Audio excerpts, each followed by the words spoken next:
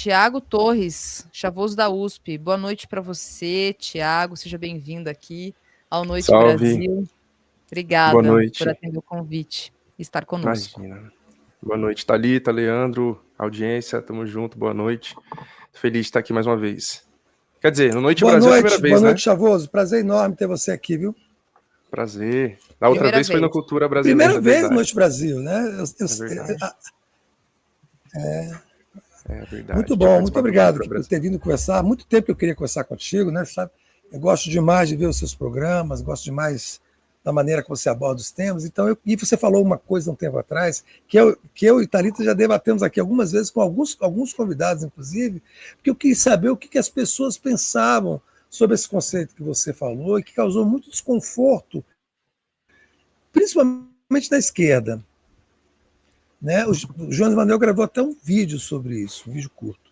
Foi como você disse, que não considera os policiais classe trabalhadora. E eu sempre tive exatamente essa mesma opinião. Né? Eu acho que, na minha opinião, o fato de se enquadrar formalmente num grupo de pessoas que recebe salário e está formalizada dentro do mercado da divisão do trabalho, não dá a ela o credencial de trabalhador no sentido que eu imaginei. Eu queria muito que você destrinchasse esse conceito e me falasse por que ele causou tanto desconforto, assim, as pessoas reagiram desconfortavelmente em relação a isso, por favor. Antes de tudo, eu só queria comentar do vídeo que vocês passaram agora há pouco, lá dos policiais cortando lá os pés de maconha, me lembrou o Alexandre de Moraes, né? Não sei quem lembra aí que tem um vídeo do Xandão fazendo a mesmíssima coisa. Facão lá, derrubando um monte de pé de maconha. Mas enfim, bom, lá no debate, revolucionários contra reformistas, num determinado momento, eu fiz aquela fala, né? Eu disse exatamente assim: eu sei que tem pessoas aqui que não concordam comigo, mas eu já sabia que o Jones não concordava comigo, né? Mas eu não sou desses que considera policiais como parte da classe trabalhadora ou como trabalhadores. Na hora ali, né, é um debate que você tá jogando as coisas assim meio pro ar, você acaba falando as coisas de um jeito meio superficial. Foi o que aconteceu, né? Por exemplo, eu me referia mais especificamente a policiais militares. Sempre que eu vou falar de polícia, eu faço questão de deixar isso claro para as pessoas. A polícia militar é uma coisa, a polícia civil é outra coisa. Pode parecer óbvio pra gente, mas infelizmente para muitos não é, né? Quando a gente fala de fim da PM, as pessoas sempre respondem: e o que vai ficar no lugar? Quem vai fazer a segurança? Eu digo, gente, pelo amor de Deus, acabar com uma instituição não faz com que todas as outras deixem de existir também. Claro que a longo prazo esse é sim o nosso objetivo, que num futuro todas as instituições policiais deixem de existir, mas nesse momento, acabar com a polícia militar especificamente não faz com que as outras polícias deixem de existir. Então continua existindo federal, civil, guarda municipal, polícia penal e por aí vai. A polícia militar é uma instituição muito específica, com uma função muito específica, com uma trajetória histórica muito específica. Enquanto essas outras polícias e guardas, elas ainda podem ser reformuladas, reformadas, retreinadas de alguma forma para agir de um jeito um pouquinho mais humano, a polícia militar não tem como. É impossível. É uma instituição que desde a sua origem, em 1809, é programada para agir como ela age. Ela foi criada durante a escravidão, ela foi criada durante o colonialismo, ela foi criada primeiramente para proteger a família real que estava chegando aqui no Brasil e, junto com isso, controlar a população negra e indígena escravizada para impedir que ela fizesse uma revolução como tinha acabado de acontecer no Haiti. Depois essa instituição vai se espalhando pelo país, né? Aqui em São Paulo a Polícia Militar ela é fundada em 1831, ela é fundada com o nome de Milícia Bandeirante. Então o nome original da Polícia Militar de São Paulo também já deixa muito claro por que ela foi fundada, né? O governador de São Paulo na época, que o cargo era de presidente da província de São Paulo, era o coronel Tobias de Aguiar, que hoje dá nome para a Rota, a tropa de elite da PM de São Paulo que mais mata, que foi fundada durante a ditadura militar. Então todos esses simbolismos, né, que aqui eu só citei alguns, mas são tantos simbolismos, simbologias ou questões históricas aí que deixam muito claro qual é a função da polícia militar no nosso país desde a sua origem. É controlar a população negra, pobre, indígena, classe trabalhadora, é reprimir essa população, é impedir que ela se levante, que ela tome o poder, que ela se manifeste e proteger as elites e suas propriedades, proteger o Estado. Isso para mim não é trabalho. Não tem como definir isso como trabalho. Sabe o que é trabalho? É matar pessoas? É trabalho? É reprimir manifestações? É trabalho? Como você disse, né? Você, por exemplo, receber um salário, para mim isso não é um argumento suficiente, porque até aí, né, o Gilmar Mendes recebe salário. É um multimilionário que recebe salário para trabalhar em trabalhar, né? Eu já caindo na contradição, para estar lá no STF, né? Mas para mim, mas ele claramente não é um trabalhador, né? Não é nem para mim, ele é um grande burguês, é um grande, enfim, multimilionário, grande empresário, né? Que tá aí tentando aprovar a pejotização, enfim, então ganhar um salário por si só não define nada, né? Enfim, você quer falar? Acho que você queria falar alguma coisa que estava meio assim, não? Quero sim. Ah, tá. Eu queria só continuar um pouquinho eu queria só um pouquinho nesse assunto. Há outras categorias que você acha que poderiam ser colocadas numa categoria, num estudo, digamos assim, numa leitura marxista, em que você separa, né, burguesia de trabalhadores? Teria como, dentro da leitura marxista, você classificar o que seria polícia, juiz, enfim, essas figuras que você coloca como receptadores de salário, mas que estão longe de ser, de fato, representantes do mundo do trabalho? Eu acho que não tem, sinceramente, né? Porque assim, o juiz e o policial estão em lugares diferentes, né? O juiz, alguns podem colocar como pequena burguesia, né? O Jones ele cita muito aquele conceito de classe reinante, né? Então vai ter alguns conceitos para se referir a esses juízes, políticos, ministros, né? Para o policial eu não sei, para falar muito a verdade, né? Eu não sei se teoricamente existe algum conceito que definiria essas pessoas. Também acho que a gente precisa renovar muito esses conceitos, né?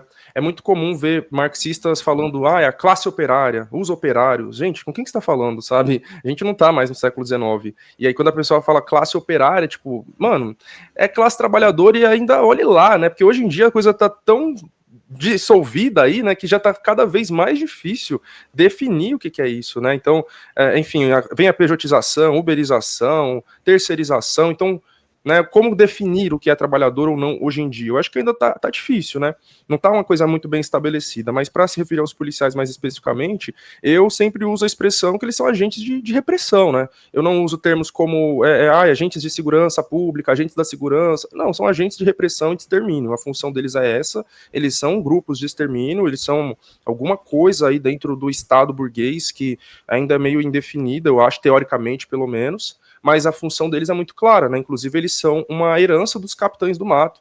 Eu acho que quando a gente fala disso também, a gente precisa entender que a gente está falando de Brasil, a gente está falando de um país que passou por escravidão, por colonização, né? Não vai ser, muitas vezes, olhando para conceitos desenvolvidos num contexto de revolução industrial europeia que a gente vai entender o que se passa no nosso país, porque por mais que essa polícia militar fundada em 1809, seguindo os moldes da Guarda Real Portuguesa, né, tenha essa inspiração europeia, aqui no Brasil ela vai, como eu disse, ser herdeiros dos capitães do mato. Então aquelas pessoas que tinham a função de ir caçar as pessoas negras que fugiam da escravidão e trazê-las de volta para ser escravizadas, a polícia militar passa a ter essa função a partir dos anos 20 ali do século XIX, né? Então essa é a posição desse grupo dentro da nossa sociedade. Agora, como definir isso teoricamente? Eu não sei. Inclusive, porque eu acho que quem está falando mais sobre isso são os anarquistas do que os marxistas, né? Eu acho que nesse ponto eu tenho muito mais afinidade com os anarquistas quando eu faço essa afirmação de não ver policiais militares como parte da classe trabalhadora. E também um parênteses aqui, né? Eu não estou falando dos indivíduos, eu estou falando do grupo, da corporação. Porque é muito óbvio, né, que os policiais, quem compõe a polícia militar, em grande parte são pessoas de origem pobre, periférica, negra, mas a partir do momento que essa pessoa veste aquela farda, para mim ela deixa de ser parte da classe trabalhadora e passa a ser um agente de repressão da classe trabalhadora, né? Enfim, então, como eu disse, quem eu vejo falando muito mais sobre isso são os anarquistas mesmo, de um modo geral. E aí eu não sei se eles têm um conceito para definir isso. E o fim da polícia militar, assim, você pensa no fim da polícia militar para ela ser substituída por uma outra instituição ou que ela deixe de existir, portanto, deixe de existir essa tropa de ocupação, invasão, de guerra e de extermínio, que é o funcionamento geral da PM hoje no Brasil? Que deixe de existir, né? Inclusive, eu uso muito mais o termo mesmo fim da polícia militar do que desmilitarização, que talvez seja a mesma coisa, né? Mas eu sinto que muitas pessoas falam desmilitarização como um eufemismo, assim, né? Às vezes tem meio que medo de falar fim da polícia militar e falam desmilitarização. Mas eu falo do fim dessa instituição, abolição, né? Como eu falei, quando a gente entende a origem, toda a trajetória histórica, né, a conclusão natural não tem razão para essa instituição existir, a não ser que você seja um burguês ou que você esteja pensando com a cabeça de um burguês, né? As pessoas vão que pensam com a cabeça do burguês, porque foram influenciadas pela grande mídia e companhia, vão dizer, né? Ah, e quem vai fazer a nossa segurança? O que vai colocar no lugar? Como vai ficar? Quem vai combater o crime? E a minha resposta é: quem está combatendo o crime hoje? Quem está fazendo a nossa segurança hoje? Ninguém. Não tem quem faça. Muito menos essa corporação. Pelo contrário, ela está promovendo mais insegurança do que segurança. A gente, né, no ano passado, enfim, esse ano saiu o Anuário Brasileiro de Segurança Pública, todo ano sai, né? Referente ao ano anterior. A gente teve na Baixada Santista, se eu não me engano, quase 80% dos assassinatos cometidos por policiais. Então, na Baixada Santista, um conjunto de municípios do litoral de São Paulo, quase 80% das pessoas que foram assassinadas por policiais. Né, a gente tem em outros municípios, Brasil afora, né, ou regiões Brasil afora, onde isso se repete, tá ligado? Onde a maioria dos assassinatos naquele município, naquela região, foram cometidos por policiais. Então, que segurança é essa que essa corporação supostamente está promovendo? Claro que a gente tem outros problemas de insegurança relacionados à criminalidade, a outras formas de criminalidade, né? Roubo, furto e por aí vai, né? As guerras de facções e tudo mais. Mas se alguém acha que essa instituição está combatendo isso, está muito enganado, está muito iludido, está muito alienado. Pelo contrário, são coisas que se retroalimentam, né? Tudo isso faz parte de um mesmo sistema, são engrenagens que trabalham conjuntamente. Semanalmente a gente vê aí policiais sendo presos porque estavam fornecendo armas para o tráfico, ou porque estavam treinando traficantes e vice-versa, sabe? Então, estão intimamente ligados. Essa corporação não está combatendo a criminalidade. Então, esse é o primeiro ponto que a gente precisa entender. Ela não tem essa função, ela não tem função de fazer segurança pública, nem nada nesse sentido. A função é unicamente controlar a classe trabalhadora, exterminar a população negra, exterminar os povos indígenas, proteger o Estado e a burguesia. É sobre isso. Então, a gente tem sim que abolir essa instituição polícia militar. Vão continuar existindo outras instituições, como eu falei, outras polícias e guardas, que também são problemáticas, mas de outra forma, né, elas não foram criadas exatamente pelos mesmos motivos e nem atuam exatamente da mesma forma que a polícia militar, porque vale lembrar, né, gente, o Brasil é um dos únicos países do mundo que tem polícia militar. E polícia militar fazendo essa ronda ostensiva pela sociedade, né? Porque países onde tem polícia militar, geralmente ela tá em quartéis, em fronteiras, né? E não na sociedade, fazendo esse policiamento ostensivo. Isso é uma aberração do nosso país, herança da escravidão. Também não é herança da ditadura, como muitas pessoas de esquerda mais liberal falam, é herança da escravidão. Claro que a ditadura reformulou as PMs, fez com que elas se tornassem braços ali auxiliares do exército. Beleza, piorou muito durante a ditadura militar, mas é da escravidão que surge a polícia militar no nosso país. Então, abolir essa instituição e fazer uma reformulação das outras que vão continuar surgindo. Uma unificação, por exemplo, né? Qual é a necessidade de ter tanta polícia, tanta guarda, e cada dia se cria novas frações, e a polícia, agora a guarda vai se chamar polícia municipal, sabe? Não tem necessidade. E tirar toda a lógica militarista que existe nessas outras instituições policiais também. E isso é uma coisa para a gente pensar mais a curto, médio prazo, né? Num longo prazo, no futuro, no horizonte revolucionário, claro, é extinguir todas essas instituições policiais que existem para servir ao Estado burguês e formar grupos paramilitares do povo para fazer a nossa própria segurança, a nossa autodefesa. Chavoso, dentro desse quadro de violência crônica promovida pela Polícia Militar no Brasil, como é que se insere essa variável nova, que são essas escolas cívico-militares que são dominadas pela PM, que têm instrutores da PM? Assim, isso, de que maneira pode potencializar esse problema? Bom, as escolas cívico-militares são uma desgraça em todos os sentidos, né?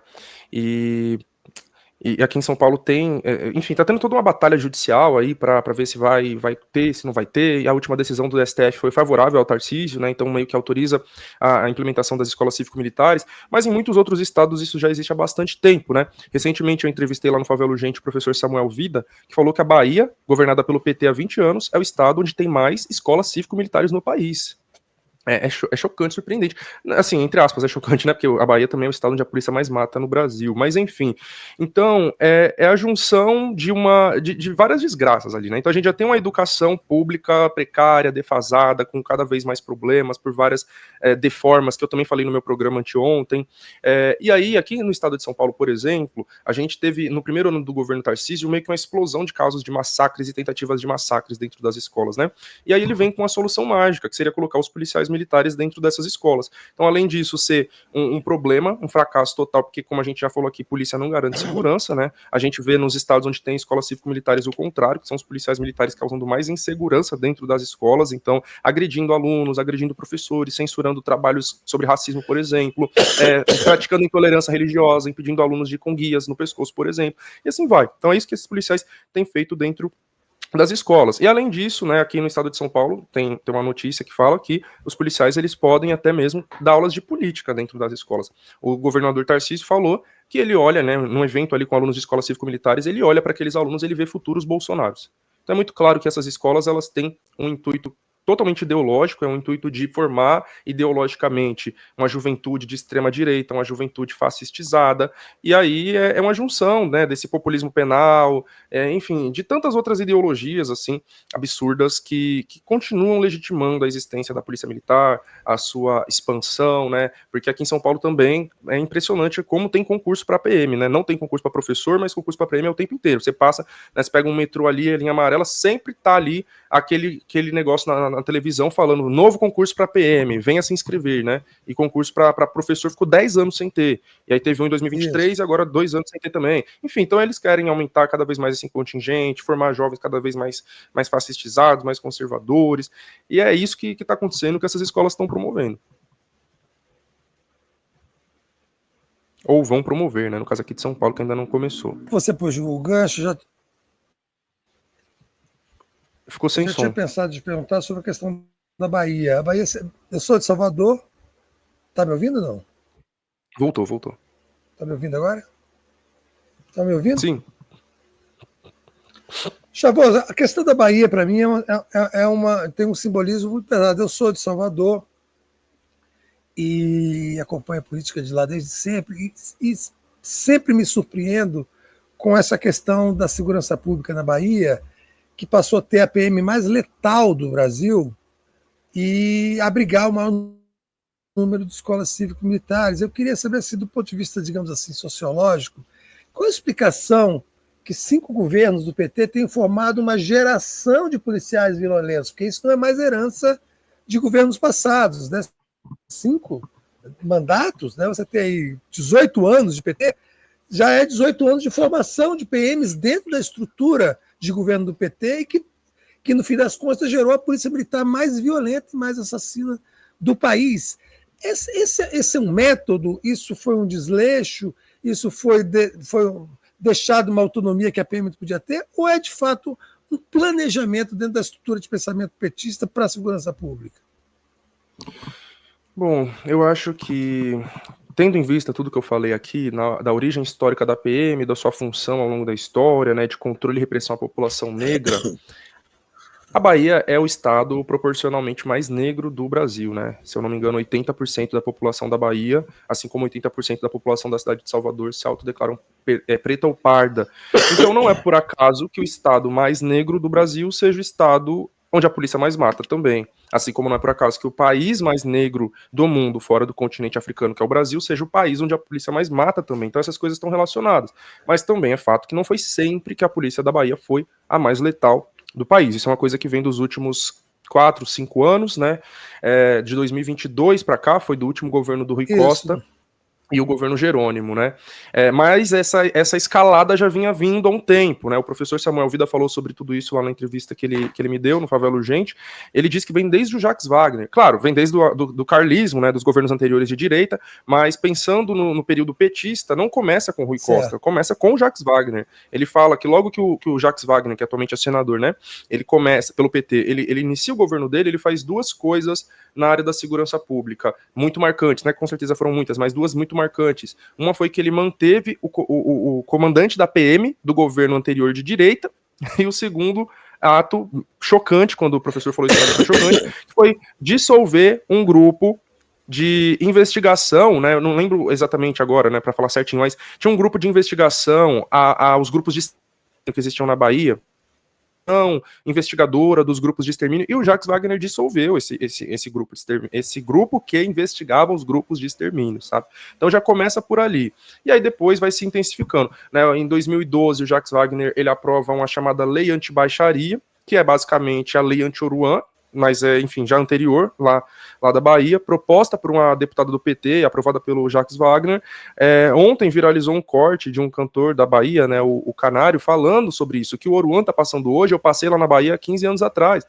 Então essa perseguição a esses cantores já existia, e já existe lá há bastante tempo. Depois vem o Rui Costa criminalizando os paredões, fazendo a chacina do Cabula, dentre outras, criticando as audiências de custódia. É realmente difícil entender o que se passa, né? Eu acho que, por um lado, o óbvio para todos nós que somos marxistas a violência policial é um problema estrutural do Brasil, do Estado brasileiro e do capitalismo brasileiro. Então, ela vai existir independentemente de quem esteja no governo. Isso é um fato. Mas isso não pode servir para tirar a responsabilidade desses governantes, que é o que os petistas fazem. É muito engraçado, né? Você fala de violência policial em São Paulo, é a PM do Tarcísio, é porque é a polícia do Derrite, fora Tarcísio. Violência policial no Rio de Janeiro, é a PM do Cláudio Castro. Em Goiás, é a PM do Caiado. No Paraná, é a PM do Ratinho Júnior. Em Minas, é a PM do Romeu Zema. De fato. Aí vai falar PM do Jerônimo na Bahia. Não. Vai falar PM do Eumano de Freitas no Ceará. Não. Vai falar PM da Fátima Bezerra no Rio Grande do Norte. Não. Ué, ali as PMs, elas agem por conta própria, aí a polícia age sozinha, os governadores não têm controle. Como que você tá 20 anos no governo e você não tem controle sobre a polícia, sabe? É muito bizarro quem fala uma coisa dessas, né? Recentemente eu tenho muito contato com o pessoal, familiares do Vitinho, que foi um caso brutal que aconteceu no sul da Bahia, em Porto Seguro. Um guia de turismo, 20 e poucos anos, Caraíbas, né? Caraíva, foi brutalmente torturado, gente. Assim, foi uma história assim tenebrosa. Quando você lê o relato dos familiares, é uma coisa assim tenebrosa. Brutalmente torturado e assassinado pela PM, entregue morto para a mãe dele no Dia das Mães. Até hoje não teve um desculpa, um oi, um tudo bem do Jerônimo ou de qualquer outro membro do governo da Bahia com essa família. Nada, 0, 0, 0, 0, tá ligado? O comandante da PM ali da região extremo sul da Bahia, ele falou que a ação foi legítima, sabe? Se o Jerônimo tivesse algum comprometimento com o combate à violência policial, ele tinha exonerado esse cara na hora. Ele não faz isso, pelo contrário. Ele não exonera, ele parabeniza, ele brinda. Tem um vídeo do Jerônimo, governador da Bahia, do PT, brindando a PM, logo depois de falar de uma chacina. O Jerônimo comenta, né? Aconteceu, né? Olha como ele fala: 12 indivíduos tombaram no bairro de... Esqueci o nome do bairro agora. E aí, vamos investigar se teve excessos, mas independentemente disso, independente se teve excessos ou não, a polícia está cumprindo o seu papel. Pouco depois ele fala: a Polícia Militar da Bahia está completando 200 anos, ele pega um copo assim, né, 200 anos PM da Bahia, vamos fazer um brinde, brinda a PM da Bahia, depois de falar de uma chacina com 12 mortos. Se é o Tarcísio de Freitas fazendo uma coisa dessa, como que a esquerda lulista e petista reage, sabe? Então, assim, como eu tava dizendo... Acho que foi em Gomadeira, né? Não, foi em outro lugar. Em Gomadeira foi a morte da menina Ana Luísa, de 19 anos, uma universitária. Esse caso, eu esqueci o nome agora. Mas enfim, teve o nome aquela do chacina bairro. do Cabula, Fazenda né? Coutos, lembrei agora. Foi Fazenda Coutos. Fazenda Coutos, o Cabula foi Rui Costa. Rui Costa 2015, chacina do Cabula, que é essa que o Rui Costa ele compara os policiais matando pessoas com jogadores fazendo gols. E aí, depois disso, o professor Samuel Vida, que era dirigente do PT na Bahia, ele pede a desfiliação do partido, porque para ele ficou insustentável. Então, o que eu ia dizer é que, primeiro, a gente tem sim um problema estrutural do capitalismo brasileiro, do Estado brasileiro, sem dúvidas, mas a gente tem ação dos governantes intencional também. E aí, por que esses governantes do PT agem intencionalmente dessa forma? Eu acho que uma explicação que pode ser a mais óbvia, mas que talvez muitos ainda resistam a entender, é que o PT é de direita. E esses governantes são de direita, são fantasiados de progressistas, né? Eles falam algumas questõezinhas sociais aqui, outras ali, mas eles são de direita, sabe? O Jerônimo claramente é de direita, o Rui Costa, o outro aí, o Jacques Wagner, sionista, defendendo aí, falando contra o povo palestino recentemente, sabe? Então eles são de direita. Para muitos é difícil de acreditar, de entender, mas essa é a verdade. Mas, para além disso, tem uma outra questão, porque a gente vê isso piorando nos últimos anos, né? Esse populismo penal se intensificando. Inclusive, se der tempo, eu queria muito falar sobre um projeto de lei que está tramitando no Congresso, completamente absurdo, proposto pelo Fabiano Contarato, senador pelo PT do Espírito Santo. Mano, um projeto que poderia facilmente ter saído do Flávio Bolsonaro. Não por acaso, ele é o relator desse projeto. Foi proposto pelo Exato. Conta-Rato do PT, está sendo relatado pelo Flávio Bolsonaro, está não, já foi, porque foi aprovado no Senado e agora vai para a Câmara dos Deputados, com a aprovação da Damares Alves, também da Comissão Pode de mandar Direitos brasa, Humanos. fala nisso. Foi Certo. ótimo você ter falado nisso. Vamos Então, falar logo vamos disso, lá. porque assim, esse troço também está me incomodando há muito tempo. Né? Esse projeto que aumenta a pena de menores infratores, não é isso? Isso, né, adolescentes em conflito com a lei, adolescentes cumprindo medidas socioeducativas em meio fechado.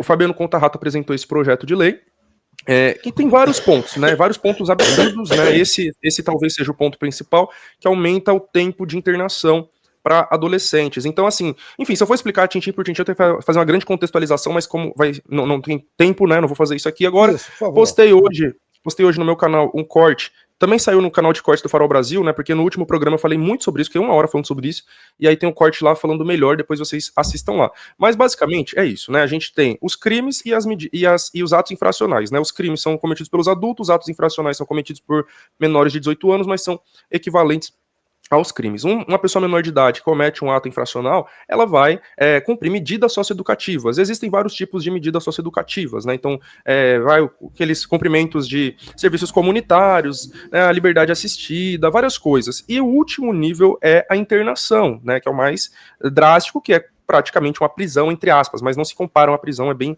diferente. Hoje, porque antigamente era do mesmo jeito, é a antiga FEBEM, né? Aqui em São Paulo hoje é a Fundação Casa. Mas enfim, então, existe todo esse debate que a direita e a extrema-direita promovem há muito tempo, que é o de redução da maioridade penal. Então eles vêm com esses discursos, né? Porque a maioridade penal ser 18 anos, isso é um absurdo, então tem que diminuir para 16, tem que diminuir para 14, tem que diminuir para não sei quanto.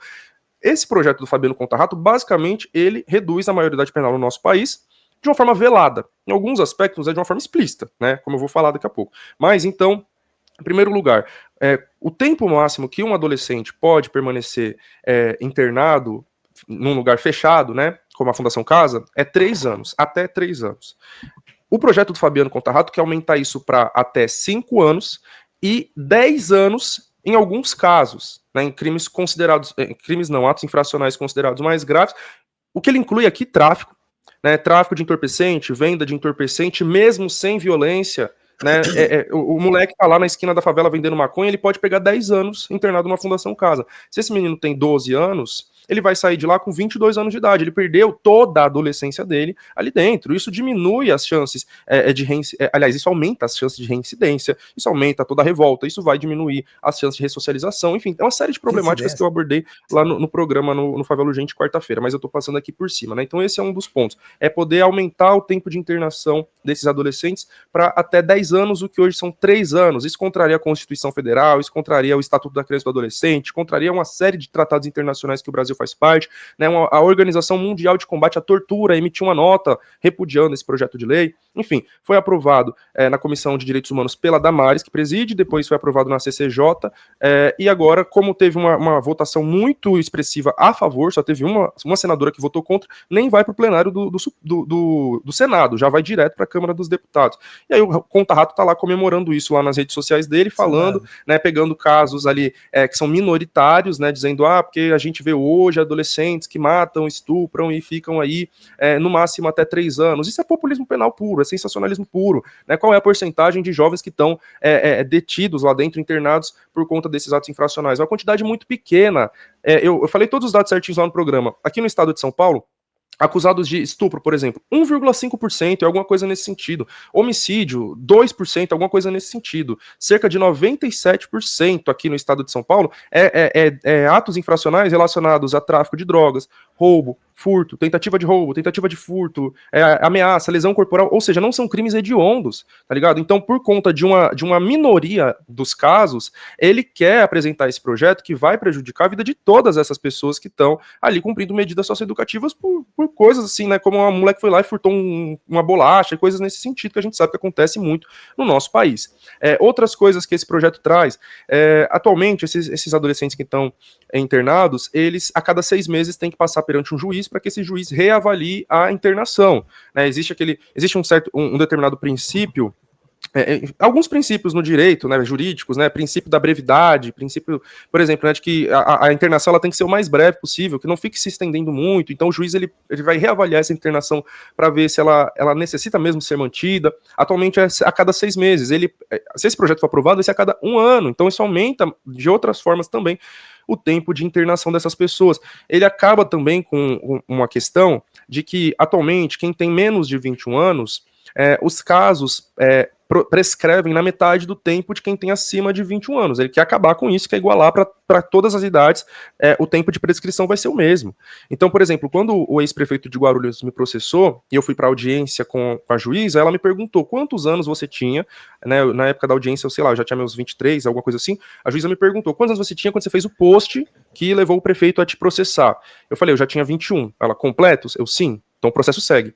Se eu tivesse 21 incompletos, ou seja, 20 anos e 11 meses, talvez o processo nem teria ido para frente, porque atualmente existe esse princípio dentro do direito, e ele quer acabar com isso, porque ele quer mexer no ECA, ele quer mexer na Constituição, ele quer mexer num monte de coisa. Né? Eles, né, o contra-rato do PT, outros senadores do PT na CCJ que votaram a favor disso, junto com a extrema-direita, estão tudo junto ali. Enfim, eu citei esse caso porque eu estava falando da questão do populismo penal, né? Então, é um conceito que eu já abordei muito no meu canal do YouTube, quem não conhece muito, dá uma assistida lá nos vídeos depois, mas para dizer, né, nesses últimos anos, com esse crescimento da extrema-direita, do conservadorismo e dessas propostas e pautas aí punitivistas, e mais ainda, né, aquele discurso, né, a esquerda não tem pauta para a segurança pública, a esquerda não tem pauta para a segurança pública, né? Durante muito tempo a direita martelou essa frase na cabeça do povo. O que a, entre aspas, esquerda petista resolveu fazer? Começar a se igualar à extrema-direita nas pautas de segurança pública. Então, já que eles estão dizendo que a gente não tem pauta, vamos copiar as pautas deles. Em vez de chegar com as propostas à esquerda para a segurança pública, não, eles começaram a copiar as pautas da extrema-direita. Então, hoje o que a gente vê nos governos petistas e agora por parte de parlamentares petistas para a segurança pública é exatamente a mesma coisa que a extrema-direita sempre fez e sempre propôs. Né? O governo da Bahia é o maior exemplo disso, para além de tudo que a gente já falou aqui. Esse ano, o Jerônimo está comprando caveirões para usar nas favelas de Salvador, né, da Bahia, de um modo geral, comprando armamento de Israel, e tudo que a gente vê aqui no governo de São Paulo e no governo do Rio de Janeiro também. Em algum momento aí da nossa conversa lá atrás, você lembrou que a Bahia é o estado mais negro do país, justamente porque juntando pardos com pretos, você tem 80% da população negra. Eu quero pegar esse gancho para te perguntar uma coisa que sempre quis discutir contigo, que é essa discussão que está em voga da internet sobre parditude, o conceito de parditude, né? Beatriz Bueno é uma moça que tá botando fogo nas redes com essa discussão, porque ela faz uma pesquisa acadêmica sobre isso na Universidade Federal Fluminense, e eu vejo que as reações são muito virulentas contra ela no movimento negro, enfim, no campo do movimento negro, mas há muito apoio a ela também, e eu observo essa discussão com muita curiosidade, porque eu vejo argumentos honestos em ambos os lados. Eu queria muito, Chavoso, como eu gosto de ouvir você, ouvir qual é a sua avaliação sobre essa questão, se essa discussão é válida ou ela é deletéria.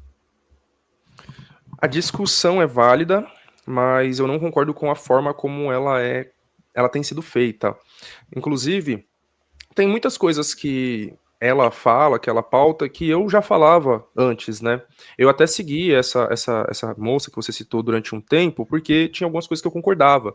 Então, por exemplo, eu não concordo totalmente com essa afirmação de que negros são a soma de pretos e pardos. É muito difícil a gente definir quantos por cento desses pardos são negros ou quantos por cento são indígenas, quantos por cento não são nenhum dos dois, né? É muito complexo, nem todo pardo é negro, mas a gente entende que para fins de políticas públicas, principalmente para a conquista das cotas étnico-raciais, o movimento negro propôs essa junção de pretos e pardos para a categoria negros, né, que está no Estatuto da Igualdade Racial, mas olhando assim, né, de perto, a gente vai ver, não, realmente, gente, não são todos os pardos que são negros. Então essa é uma questão importante que tem que ser debatida, né? Eu dizia isso há um tempo e ainda digo de como que essa generalização gera um apagamento indígena. Então tem questões assim importantes, né? E por conta dessas concordâncias, eu acompanhava ela. Só que aí eu fui acompanhando outros debates que ela foi trazendo, que eu não fui concordando, fui percebendo questões pessoais dela, né? principalmente posturas em relação às pessoas trans, que me desagradaram muito mesmo. E o cúmulo para mim, que fez eu deixar de seguir ela, foi um dia em que ela postou um vídeo dizendo mais ou menos assim, eu não vou lembrar as palavras exatas, mas é mais ou menos essa a ideia que ela passou ali. É um erro afirmar que a população brasileira é miscigenada por conta de estupros coloniais, né? Porque os homens brancos supostamente estupravam as mulheres negras e indígenas. O que ela disse? Os próprios indígenas entregavam as suas mulheres para serem estupradas pelos brancos. No dia em que eu vi esse vídeo, eu parei de seguir ela. Eu falei, chega, gente.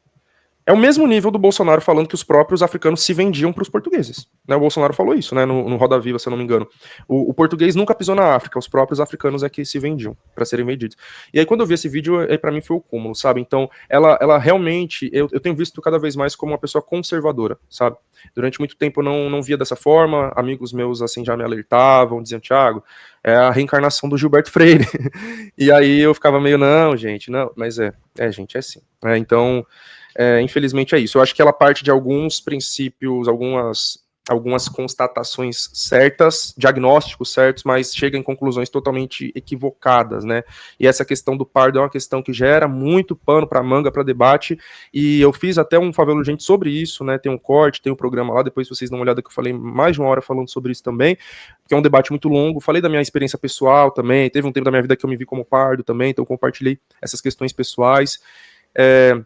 Mas uma coisa que eu também tenho dito, ela cresce muito porque ela atrai pessoas que estão perdidas, que estão num limbo racial, né?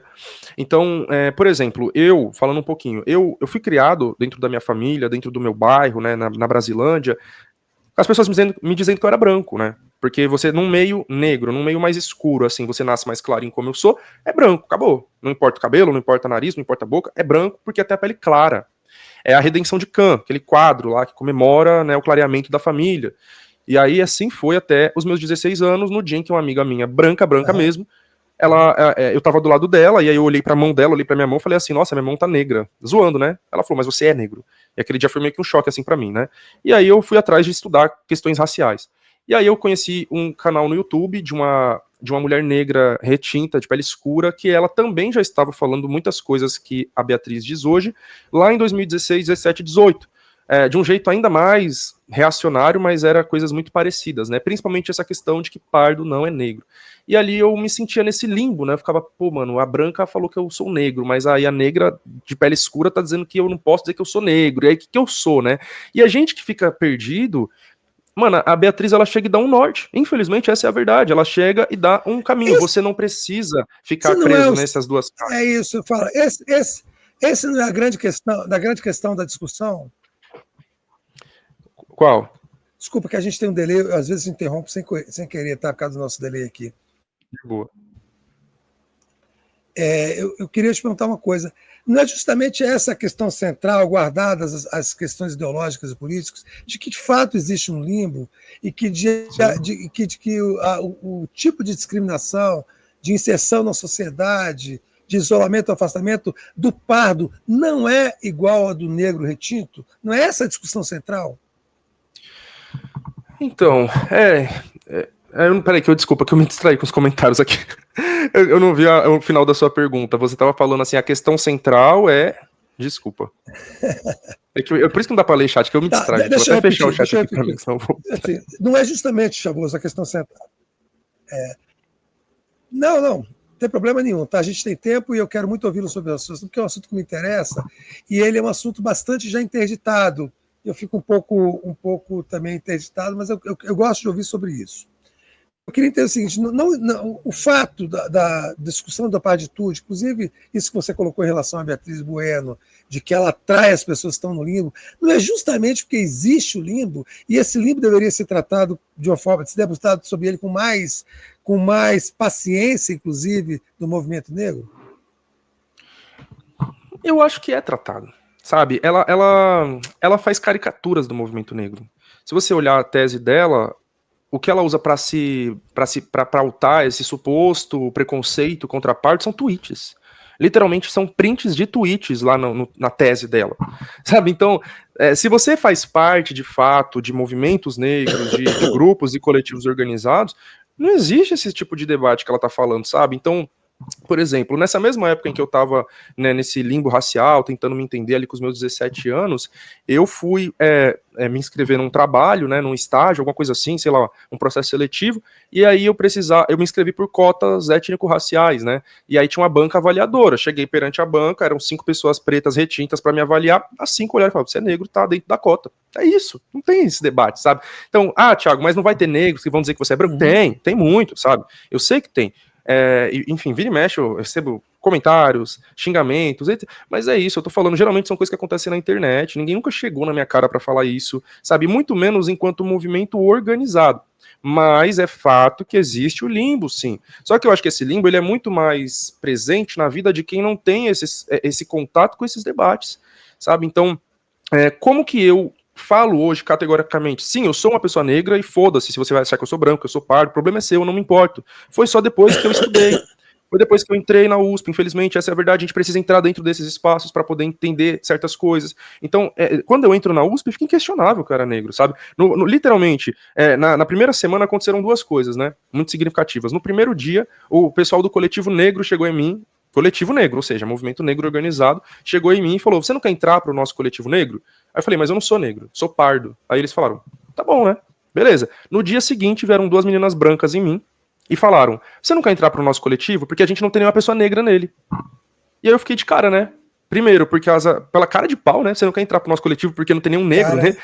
E segundo, porque elas estavam falando, você é negro, sabe? E aí, dentro desses espaços majoritariamente brancos, fica muito claro que a gente não é, né, pessoas como eu, não somos iguais a pessoas como a eles ali. E depois foram acontecendo várias outras experiências. Então, a experiência em si foi muito importante para mim. Depois eu fui me organizar junto com o pessoal do Coletivo Negro, os debates que a gente passa a ter lá dentro, o estudo teórico, né? Então, tudo isso, né, faz você ter essa convicção do que você é, né, como a Camila Pitanga falou muito bem lá no Mano a Mano também, né, eu tenho convicção do que eu sou, não me importa o que os outros dizem, sabe? E é isso, mano, quando você analisa a sua história, a sua vivência, tudo que você vivenciou e vivencia até hoje, quando você tem uma visão ampla de sociedade, consegue entender historicamente como se construiu o que a gente chama de negro, o que a gente chama de branco, porque sempre vale lembrar, isso foi construído socialmente, né, não foi dado pela natureza, como que esses lugares se construíram dentro da sociedade brasileira, né?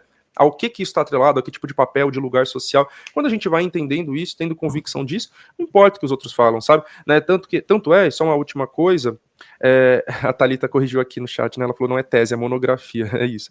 Então, sempre... peraí, deixa eu fechar aqui o chat. Uma única experiência para fechar. Uma vez eu fui numa escola, e o que eu falei agora há pouco, né? Eu sou nascido e crescido na Brasilândia, região periférica de São Paulo, e nas periferias é onde está segregada a população negra, né? E quando eu vou palestrar em escolas, que sempre são escolas periféricas, às vezes acontece isso, de alunos me taxarem como branco, né? E aí teve um caso muito chamativo, né? Porque, enfim, foi uma escola de ensino fundamental, e a galera mais nova, ela fala mais na lata, né? E aí uma menina negra, de pele mais clara, parda, entre aspas, passou por mim, eu tava junto com a professora, ela falou assim, professora, você não falou que o palestrante era negro? Aí veio esse branco? E ela falou isso bem na minha cara, assim, né? A aluna tinha, sei lá, seus 13 anos, e aí eu fiquei de boa, falei, não, beleza. A professora ficou meio sem graça, olhou assim pra mim, e eu falei, de boa, depois a gente conversa disso na palestra.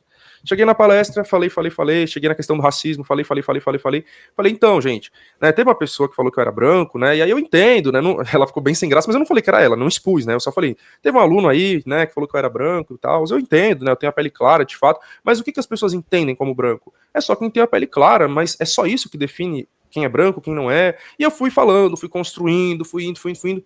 Isso. No final, terminei a palestra, essa aluna veio falar comigo, eu falei, você entendeu o que eu quis dizer? Você concorda com o que eu falei? Entendi e concordo. É isso, mano. É ter o espaço para debate, para o conhecimento, para formação. É isso, e as pessoas não têm isso, sabe? Então, as pessoas se referenciam muito em coisas do seu dia a dia. Então, do meu dia a dia, no meu senso comum é isso. A maioria ao meu redor são pessoas de pele mais escura, e o senso comum diz que o negro é quem tem a pele escura, e branco é quem tem a pele clara, e quem tá no meio termo é pardo, então é isso. E aí, para você conseguir entender que vai muito além disso, exige estudo, exige debate, exige um monte de coisa que, infelizmente, a maioria não tem acesso. Você acha, por exemplo, Thiago, que tem uma questão geracional nesse debate? Eu falo isso porque é o seguinte, vou fazer 60 anos, E o racismo, quando eu era jovem, era muito naturalizado. E os termos de miscigenação eram absolutamente naturais, mulato, mameluco, essas coisas que aprendi até na escola, né? Para explicar a miscigenação, você já tinha os termos ali, as caixinhas de cafuso, mulato, mameluco, caboclo e tal. Então, na minha geração, esse debate ele é muito mais confuso do que eu vejo, por exemplo, você como jovem e que tem isso destrinchado na cabeça. Mas, por exemplo, nesse caso que você citou do Mano a Mano, o Mano Brown ele tem uma atitude, digamos assim, conservadora em relação ao tema, chamar inclusive a Camila Pitanga de mulata e se autodenominar mulato, o que provocou um curto-circuito ali. Eu acho que depois provocou um curto-circuito em todo esse debate, tanto que a Beatriz usou muito a favor dela essa posição do Mano Brown. Você acha que é uma posição geracional mais do que ideológica? Eu acho que sim, é mais geracional, né? Acho que era muito comum, até pouquíssimo tempo atrás, né? A gente não precisa nem ir tão longe para falar do quão comum era. Falar a verdade, ainda é, né? Ainda é. A gente conseguiu, em certos meios, estabelecer que a palavra mulato é problemática e não deve ser usada, mas no grosso do povão ainda é usada, sabe? No grosso do povão, essa palavra ela ainda é bastante comum. Mas, pensando no geralzão, até poucos anos atrás, a gente tinha a Globeleza lá, né? Se eu não me engano, até 2018, alguma coisa assim, tinha uma mulher negra lá sambando pelada na Globo na época do carnaval, sendo hipersexualizada. Isso era completamente naturalizado. E era a mulata do carnaval, a mulata. Exatamente, sabe? Então, eu acho que sim, é uma questão muito mais geracional.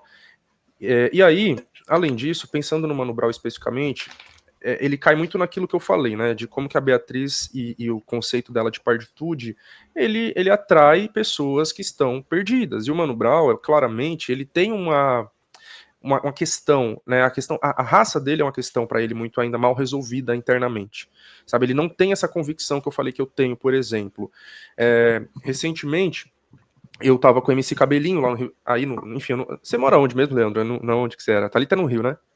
Você? Brasília. Em Brasília. Eu fico em Brasília e Thalita no Rio. Beleza. Então, eu tava lá no Rio recentemente, né, com o MC Cabelinho, que ele é um homem negro de pele bem clara, mas com os traços muito claramente, até contraditório, claramente negros, né? Ele tem o nariz bem largo, lábios grossos e tudo mais. E a gente conversou muito sobre isso, né? Sobre essa questão de identificação racial. Ele fala, mano, eu sou um homem negro, me entendo assim, mas quando eu me levanto para falar de racismo nas minhas redes, por exemplo, meus próprios seguidores falam, mas você é branco, você tá querendo falar o quê? De racismo e tal. Mas então ele tem esse entendimento, mas ele ainda tá com o pé meio atrás. Então isso é muito comum para muita gente, né? Inclusive o próprio Brau. Ao mesmo tempo, é muito positivo para nós mais novos também ver pessoas como esses MCs se afirmando como negros, né? Então, se por um lado vão ter alguns que vão atacar eles, falar, mas vocês são brancos. Por outro lado, é importante a gente ter um L7 cantando, por exemplo, a música Ai Preto. Então você vê aquele mano, né, que até tá fazendo novela agora, né? Aquele Black Powerzão, pele clara, nariz largo e se denominando como preto, tá ligado? Então isso tem um impacto social. E hoje é muito mais comum a gente ver jovens como eu, assim, mais claros, se denominando como negros, como pretos e de forma orgulhosa. Eu acho que então as redes sociais ajudaram nisso, a propagar informações e tudo mais. O rap ajudou nisso, primeiramente, o funk. Então o rap é o nosso grande pai e mãe ao mesmo tempo, né, que veio lá atrás trazendo isso. O rap ele veio para quebrar o mito da democracia racial, tá ligado? Então a gente teve muito tempo na história brasileira predominando esse mito de que não existe racismo no Brasil, é o paraíso racial, as três raças, né, harmônicas, os negros, os indígenas e os brancos vivem harmoniosamente. Foi o discurso do governo Vargas, foi o discurso da ditadura militar. No final da ditadura militar é justamente quando começa a surgir o rap, né? E o rap ele vem chutar tudo isso e falar assim, não, isso é mentira, isso é errado, existe racismo sim, olha aqui, aqui, aqui. E aí o rap ele vai trazer essa consciência racial, esses debates raciais, a gente vai ver pessoas como o Brau, que apesar de ter essas questões internas, ele se denomina como negro, né? Então ele fala que ele é negro, mas com o pezinho atrás, né? Então ele vai lá, ele canta negro drama, e aí isso vai trazendo referências para as pessoas, e aí vem na sequência o funk, mesma coisa, o funk ali você vai ver funkeiros que seriam, entre aspas, pardos, se denominando também como negros, como pretos, isso vai gerando todas umas novas gerações, e hoje a gente aí nas redes sociais está pautando isso também. Legal, tinha um último assunto que eu queria conversar contigo, eu quero te fazer uma pergunta antes. Você hoje frequenta os ambientes da chamada mídia progressista ou você também está interditado? Porque assim, eu lembro, eu já te entrevistei quando eu era do DCM. Mas assim, eu vi que muita gente da esquerda radical passou a ser interditada nesse ambiente. Você é convidado para falar na mídia progressista, da entrevista? Há algum tipo de interdição para você? Sou convidado, né? Tem alguns lugares, por exemplo, o próprio DCM não, faz muito tempo que não, mas outros lugares sim, né? Então, ICL sim, essa semana mesmo da entrevista para o Brasil de Fato, o Brasil 247 acho que também não mais, né? Então, DCM 247 não, né? A gente tem anos que não tem contato. Até porque eu próprio não quero também, viu?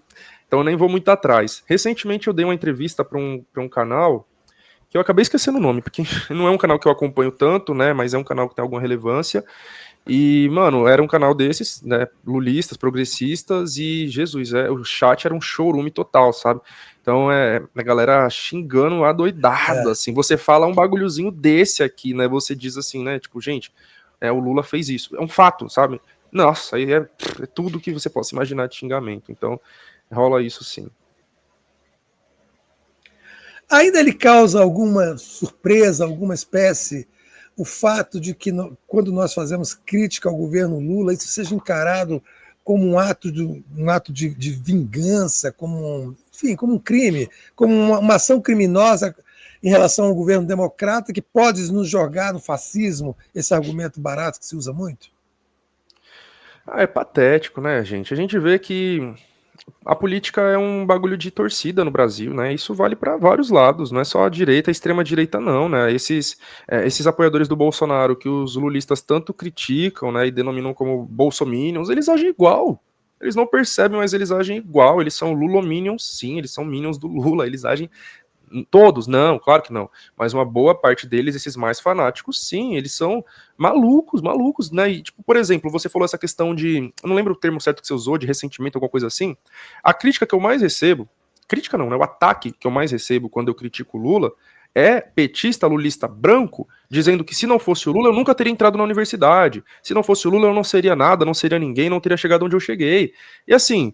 Não é porque eu critico Lula que eu desconsidero que sim, os governos Lula e Dilma foram muito importantes para abrir as portas das universidades para o povo. Agora, você condicionar, sabe? Você só entrou por causa dele e por isso você não pode criticar ele. Você deve devoção eterna, tem que abanar o rabinho, né? Porque o seu dono deu o biscoitinho na sua boca, agora abane o rabinho para ele, faça o que ele quer, o que ele manda. Isso não tem lógica, sabe, gente? E outra, a gente entrou nas universidades por causa das lutas do movimento negro, do movimento indígena, do movimento estudantil, que estavam lá pressionando. Por exemplo, nesse momento a gente está aí pressionando o Lula para indicar uma mulher negra para o STF. Provavelmente ele não vai fazer isso, vai indicar lá o Messias, né? Mas tá tendo essa luta, tá tendo essa pressão. Ele tá cagando, ele tá ignorando, porque ele ignorou da primeira vez e indicou o Cristiano Zanin. Ignorou da segunda vez e indicou o Flávio Dino. Provavelmente vai ignorar a terceira vez também, mas supondo que ele ceda a pressão, porque agora a pressão tá maior. Artistas grandes estão se envolvendo aí, né? Anitta e outras aí. E talvez, né, supondo que ele ceda a essa pressão, indique uma mulher negra, daqui a 10 anos, o que os lulistas vão jogar na nossa cara? Lula foi o primeiro presidente da história do Brasil que indicou uma mulher negra para o STF e você está aí criticando ele. Olha o movimento que a gente está tendo que ter, o quanto que a gente está se esgoelando, gritando, alguns mais, né? Eu tô menos porque, assim, para mim o STF tem que acabar e já era, né? Não tem ilusão nenhuma de que, botando ministros negros lá dentro, progressistas, né? A instituição vai agir a favor do povo. Não, não vai. Mas é importante por questões simbólicas, de representação e coisas nesse sentido, mas na prática a STF nunca vai mudar a sua essência, independentemente dos 11 que sentem naquela cadeira, independente. Enfim, então daqui a 10 anos, né, se a gente estiver criticando o Lula, eles vão dizer isso, né, mas o Lula foi o primeiro que botou uma mulher negra lá no STF, está dizendo que o Lula ele não está a favor dos negros, etc, etc. É isso, né? Então a luta toda que está tendo é ocultada. É a mesma coisa em relação às cotas. O quanto que tiveram, né, que lutar lá atrás para que elas fossem aprovadas. Isso é apagado. Perfeito. Thalita Sotero, chega mais aí, vamos conversar e ver quais são os comentários, perguntas dessa ótima entrevista com o Chavoso. Vamos lá, olha só. Eu separei alguns comentários, tem pergunta, o Ricardo Marinho, Chavoso. Gente, só uma coisa, eu vou fechar o meu negócio para pôr o rinossoro no nariz, mas eu tô aqui, pode falar. Só para não ficar mostrando eu botando rinossoro que é feio. Chavoso, o Ricardo Marinho está perguntando, o Chavoso será candidato a deputado federal? Não serei. A pergunta que eu mais recebo na minha vida é se eu vou me candidatar a alguma coisa. Eu não vou. Gente, tem gente falando pra me candidatar a presidente. Eu tenho 25 anos, não tem nem como. Falando, Jones presidente, Chavoso vice. De que jeito, gente? Mas não vou me candidatar a nada, não. Nem vereador. Pelo menos não por enquanto, né? Aquele ditado, futuro a Deus pertence e nunca diga nunca. Mas não é uma vontade que eu tenho e na próxima eleição, definitivamente não. Ó, aqui agora alguns comentários sobre a discussão a respeito da polícia. O Henrique Teodoro diz: polícia é meio que um tipo de lumpesinato, gente golpista e covarde que se esconde atrás do Estado. O Alexandre Cruz diz: classe trabalhadora é toda a classe que vende seu trabalho. Também aqui o Ivan Mastrangelo Dias. A desmilitarização da PM é condição para humanizá-la. O Ministério Imaginário diz: salve camarada, existe um programa sistemático de desmilitarização da polícia? Alguma indicação de leitura sobre isso? Se existe, como seria feito o realocamento dessas pessoas? Programa sistemático, infelizmente não, né? A gente está aí lutando para que isso seja mais pautado, que ainda é uma pauta muito minoritária, infelizmente. Indicação de leitura, tem um livro chamado justamente Desmilitarizar, né? Eu esqueci o sobrenome do autor, mas é Luiz, alguma coisa.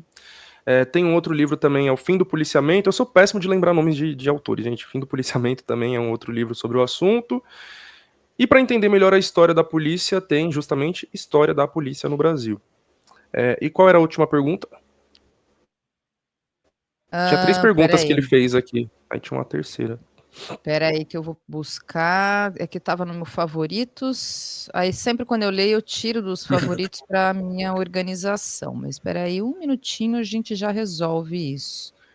Que eu vou buscar lá no Ministério Imaginário. Cadê você? Espera aí, Agora gente. acho que vai dar trabalho de achar, né?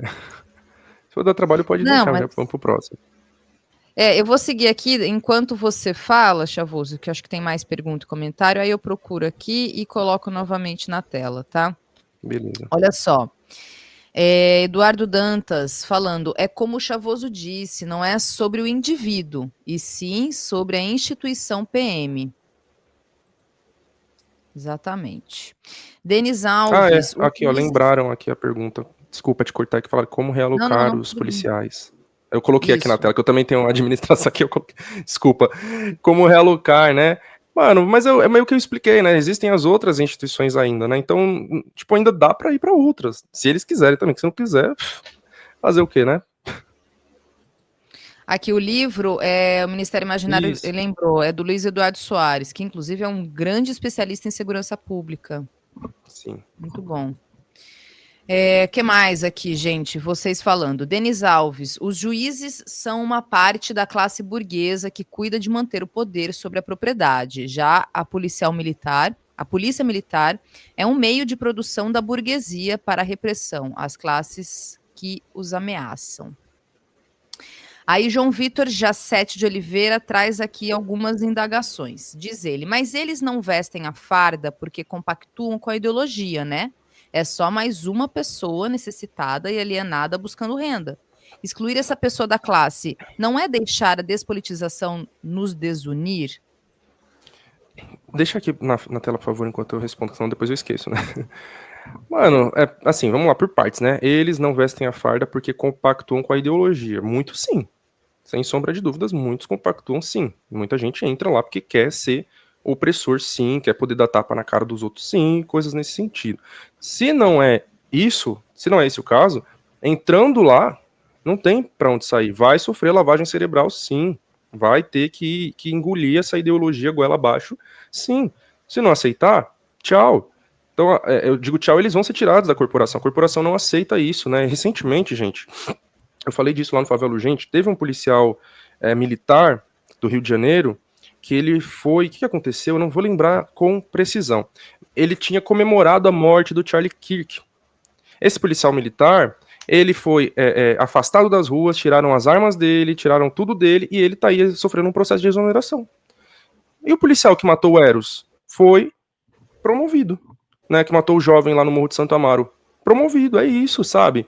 Então a corporação é assim, você vai comemorar a morte de um nazista, exoneração. Vai matar? Beleza, promoção. Então é isso, a corporação ela tem a sua lógica de funcionamento. Ali dentro esses policiais já são profundamente despolitizados, alienados, fascistizados, etc, etc. E é isso, teve um bagulho no Twitter alguns anos atrás, um cara aí famoso que diz que é policial antifascista, né? Ele postou, acho que ele é até vereador de algum lugar, ele postou uma foto segurando um livro Antifa, o manual antifascista, e falando que ele era um policial antifascista. Isso. O autor do livro respondeu ele e falou: não, não, não, não, não. Se você quer ser um policial antifascista, peça demissão. O autor do livro, Antifa, Manual Antifascista, respondeu a esse policial: quer ser antifascista, sai fora da corporação. É isso, gente. Você quer ser, né, policial antifascista, você saia da corporação. Largue a farda. Ah, mas é uma pessoa necessitada. Vai caçar suas necessidades em outro lugar, meu. Vai virar bombeiro, vai virar qualquer coisa.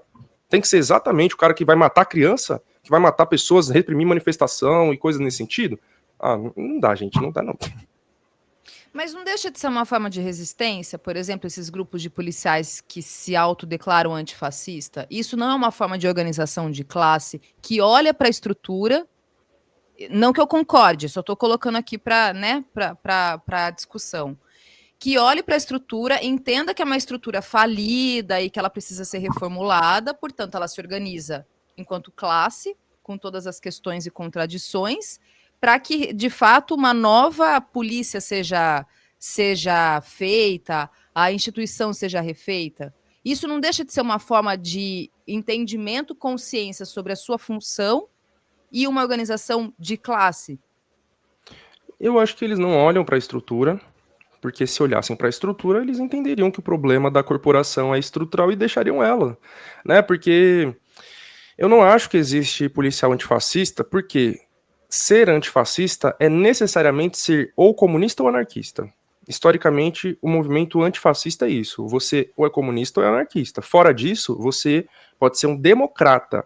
Então, para mim, esses policiais que se dizem antifascistas são policiais democratas, o que é bom, né? Que bom que o policial ele olha e fala: não, gente, eu não vou matar, não vou torturar, né? Vamos seguir a Constituição. Da hora, que bom. Mas isso não é suficiente para ser um antifascista, né? Porque, né, tem uma frase, não lembro exatamente de quem é, acho que é do Max Horkheimer, da Escola de Frankfurt, se eu não me engano, que ele diz, né? Se você não pode falar contra o capitalismo, não fale contra o fascismo, porque um gera o outro, tá ligado? Então você é anticapitalista, você quer acabar com o sistema capitalista, beleza, aí você pode dizer que você é antifascista, se não, só tá remendando ali o problema, sabe? E esses policiais que se dizem antifascistas, até onde eu conheci até hoje, né, pode ser que tenha um ou outro aí que se diz, né, comunista revolucionário até então, ele quer que a lei seja cumprida, ele quer que a Constituição seja cumprida, e se esse é o objetivo dele, ele é um democrata que quer fazer reformas dentro das instituições, o que é uma coisa positiva, mas que não está olhando para a estrutura do problema. Bom, seguindo aqui, o Alexandre Cruz diz: eu fui militar durante 6 anos e nem por isso fui porco, porque participei de uma instituição porca e entreguista. Numa revolução, a primeira força a vir para o lado da luta armada serão as Forças Armadas. Se quiser comentar, pode comentar, Chavoso. Fica à vontade. Ele diz que ele foi policial por 6 anos e não por isso ele foi uma pessoa, né, um policial que prestou esse papel de matar e etc. E no entendimento dele, é crucial para um processo de revolução que as Forças Armadas estejam, né, enfim, dentro desse campo e sejam disputadas num processo revolucionário. Então, ele foi policial militar ou militar? Existe uma diferença muito grande aí, né? Foi que militar. Muitas pessoas confundem. Militar, então, ele falou militar. É isso, gente. Todo momento aqui eu tô falando sobre policial militar, né? Que é uma coisa muito específica ali, bem diferente do Exército, Forças Armadas e os militares, né? Eu tenho muitos amigos que são do Exército, militares, soldados, assim, né? Pessoas de baixíssima patente, né? Então é muito comum, né? Principalmente no Rio de Janeiro, tenho muitos parceiros no Rio de Janeiro, e eu não sei por que exatamente no Rio de Janeiro é tão comum os moleques entrarem para o Exército, né? Aqui em São Paulo isso não é tão comum, no Rio é mais, mas enfim. Então, sim, essa galera com certeza absoluta pode ser politizada, trazida para o nosso lado e tudo, disputada e tudo mais. Policial militar eu já não vejo essa possibilidade. Né? Então, quando ele começou falando assim, né, fui militar por 6 anos, que eu até estranhei, falei, será que ele tá falando policial militar? Não tem como, gente. Imagina, você é policial militar por 6 anos. Aí vai ter uma manifestação ali na Paulista contra a pejotização.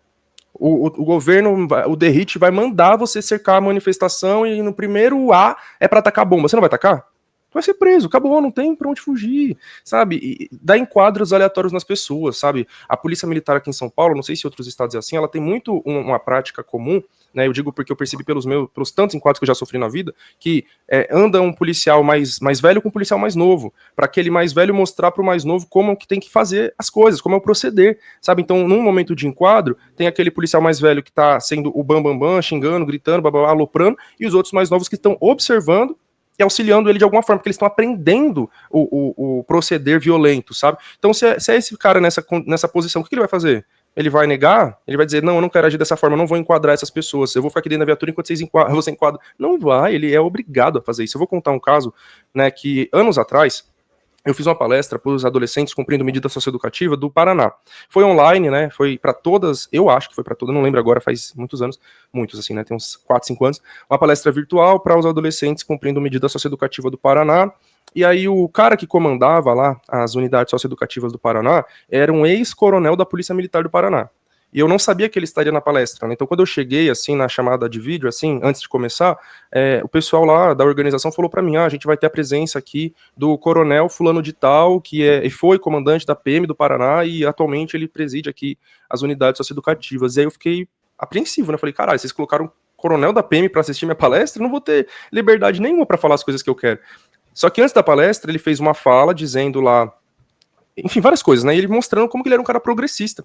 E ele contou um caso de que um dia ele, comandante da PM, juiz emitiu lá uma ordem de despejo. A PM era obrigada a deslocar lá um batalhão lá para ir fazer esse despejo. O comandante se recusou. Falou, não vou fazer esse despejo. Foi preso. Ponto. É isso, gente. Então chegou uma ordem judicial, viu? Do judiciário a ordem para fazer o despejo, bota lá a polícia militar fazer o despejo. O policial se recusa. No caso aqui foi o comandante ainda, né? Coisa raríssima, um comandante se recusar a fazer um despejo. Foi preso. Quem dirá o soldado? Quem dirá o praça, sabe? Então, dentro da polícia militar não existe possibilidade para desrespeitar ordens e hierarquias. Se não, é preso, é exonerado, é morto. Né? Teve na Brasilândia, há muitos anos atrás, um caso disso, né? Um policial que ele era um comandante de um batalhão, ele começou a investigar uma chacina, ele foi assassinado por um grupo de extermínio formado por policiais. É isso que eles fazem. Bom, seguindo aqui, gente, tem a Priscila Nunes falando: as escolas civis militares servem para ensinar o filho do trabalhador a baixar a cabeça e aceitar esse mundo imposto pelas burguesias. Tanto também falando. Tanto é que rico e classe média, imagina, só comentário rápido. Tanto é que rico e classe média não coloca filho deles em escola cívico-militar. É só para pobre mesmo. E aqui em São Paulo, o Tarcísio falou que vai instalar essas escolas só nas periferias, viu? Eu palestrei numa escola no centro de Campinas, uma escola bem tradicional, mais de 100 anos lá no centro de Campinas. E aí, um professor falou para mim que a diretora da escola solicitou ao governo que aquela escola se tornasse cívico-militar e o governo recusou. Por quê? Porque é uma escola que está no centro. Só as escolas da periferia que vão se tornar cívico-militares. Aqui também. Andy falando o seguinte: polícia é parte do aparelho de repressão. Querer subverter esse aparelho é sonhar com fadas. Num processo revolucionário, óbvio que esse aparelho vai se fragmentar, mas isso demanda choque de classes. Ricardo Jatobá: o PT da Bahia ainda está devendo explicação sobre o assassinato de Adriano da Nóbrega e o que foi feito com os 7 e 8 celulares dele. É o que tem participação em relação à morte da Marielle, né, gente? Adriano da Nóbrega. Isso, o chefe do escritório do crime que trabalhava para o Flávio Bolsonaro. Exato. Família toda. Luiz M. também diz: a desmilitarização da PM é de interesse também dos policiais. Vale sempre lembrar que a principal causa de morte dos policiais militares é suicídio. Exatamente. Também aqui entra, acho que a questão do pardo, que vocês estavam falando também, o Alexandre Cruz falando: pardo não é branco, mas também não é negro. Na verdade, pardo é negro, porque negro é a raça. Depende, né? Preto eu... e pardos são negros.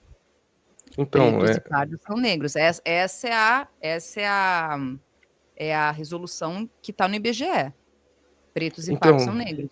o que eu digo em relação a isso eu acho que assim, muitos pardos são negros, mas nem todos os pardos são negros. Eu sou pardo e sou negro. O Mano Brown é pardo e é negro, a Camila Pitanga é parda e é negra, mas a gente vai ter Você é pardos. negro?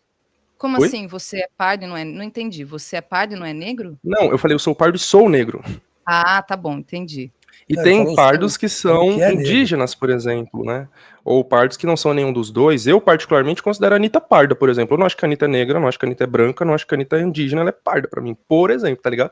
Acho que ela não tá em nenhum grupo específico, ela é parda. Mas eu sou negro e sou pardo, e assim vai ter pardos indígenas, é isso.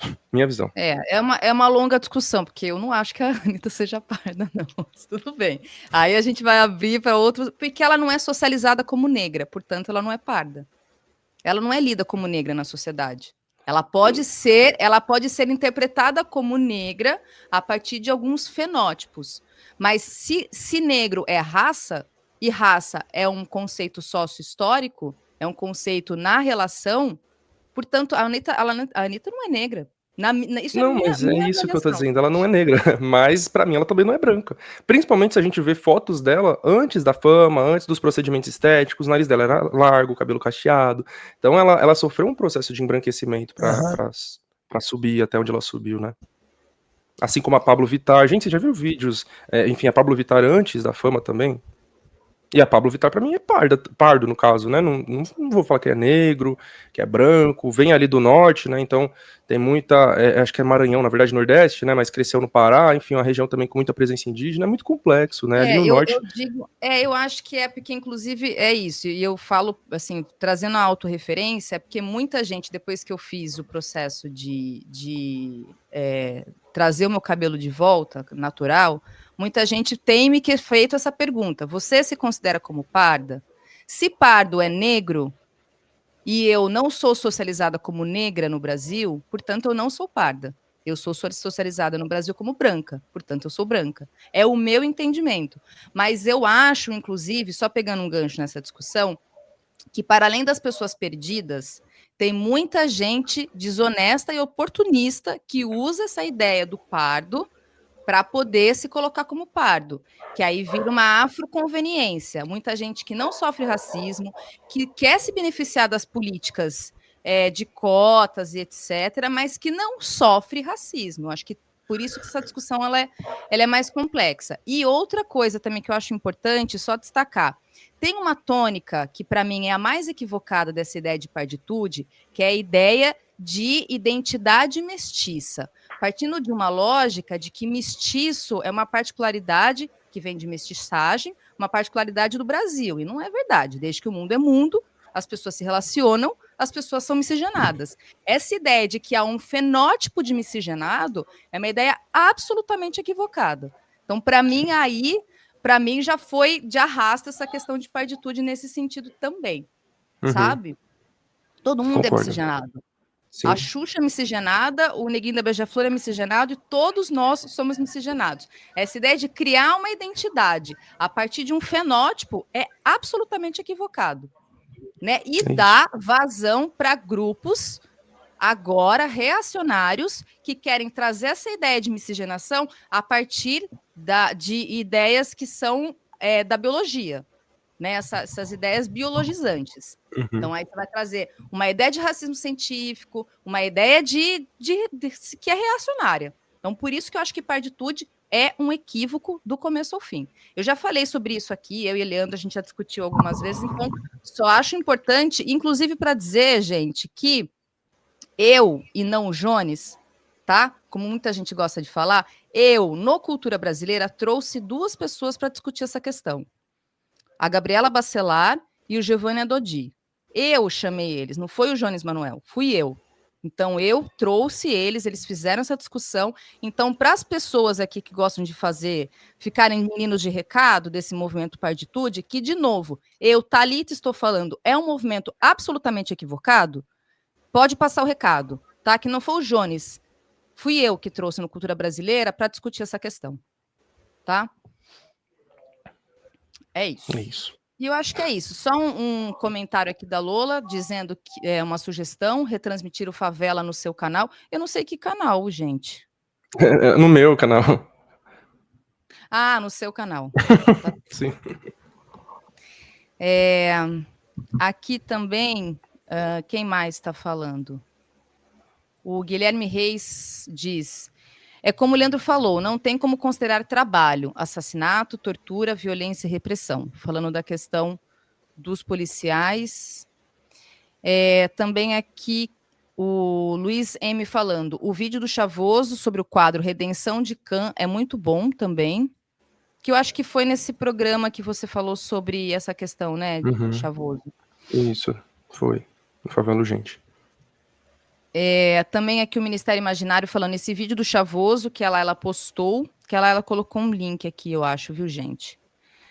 Porque você deveria deixe de assistir. Jornalismo policial, por que você deveria deixar de assistir? É excelente. Uma sugestão sobre jornalismo policial. Aqui tem uma pergunta, Chavoso.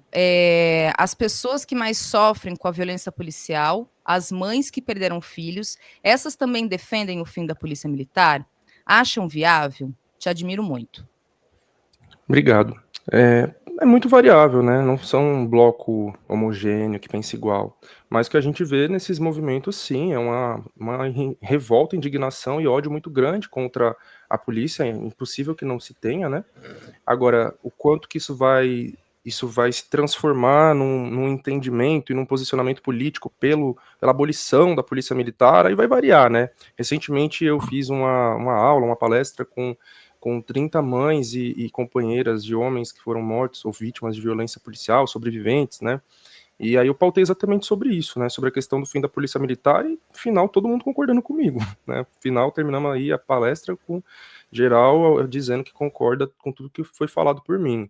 É muito comum a gente ver falas delas dizendo, né, a gente não precisa dessa polícia, porque se a polícia está aqui para matar nossos filhos, etc., ela não tem razão para existir. Então, tem muito esse tipo de fala muito presente entre elas.